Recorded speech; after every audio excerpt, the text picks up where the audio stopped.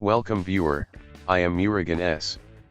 This video tutorial describes, this application requires DirectX version 8.1 or greater to run. Type Windows features in Windows search bar.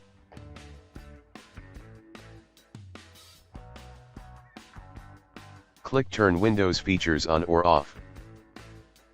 Click and expand Legacy Components. Check Legacy Components and Direct Play.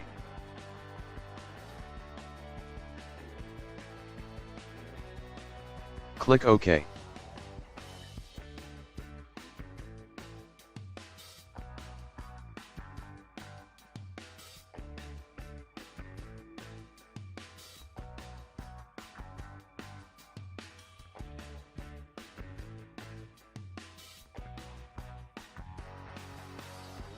Restart system. I hope this video tutorial helps to you. Please like, share and don't forget to subscribe my channel. Thank you very much. See you next video.